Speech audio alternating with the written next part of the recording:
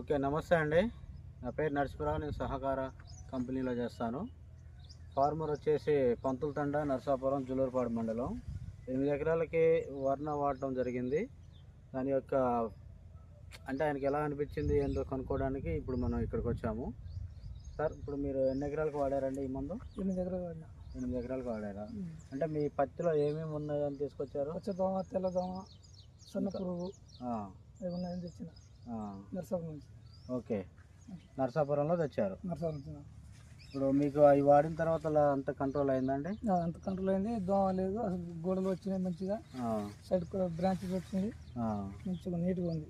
అంటే మొక్క సన్నగా ఎదిగిందా ఇట్లా సైడ్ కొమ్మలతో? సైడ్ కొమ్మ వచ్చినాయి. పూతలు పూతలు కూడా మంచి దగ్గర కాపు వచ్చింది. ఇప్పుడు పేను బంక కానీ, పిండి నల్లి కానీ, ఎర్ర నల్లి కానీ మొత్తం పోయింది. తెల్లదోమ, పచ్చదోమ మొత్తం పోయింది. ఓకే, ఇప్పుడు పూతలు ఎట్లా వచ్చినాయి? దగ్గర వచ్చినాయి? దగ్గర కనుక వచ్చినాయి. దగ్గర కనుక వచ్చింది. తేడా చెట్టు ఆకు వెనకాల కానీ నీట్గా ఉంది. ఎట్లా అనిపించింది ఓవరాల్గా మీకు? పర్వాలేదు, మంచిగా ఉంది. మన తోటి రైతులు ఇంకా మిగతా వాళ్ళందరూ వాడుకోవచ్చు. అదే మంచిగా ఉంది. ఇప్పుడు కొట్టేన్ని రోజులు అయిందండి?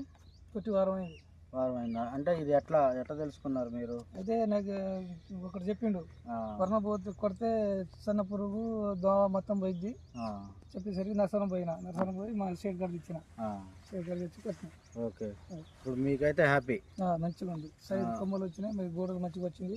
మిగతా రైతులు ఎవరైనా ఒకసారి 2 సార్లు వాడుకోవచ్చు. మంచిగా ఉంది. మరి పురుగు పోయింది, దోమ పోయింది, ఎదురే దోమ కూడా పోయింది. అది తేడా ఉంది.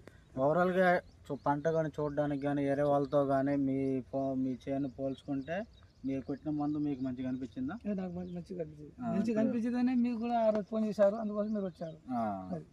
Okay, Ramulu Pantulathanda. Okay, thank you.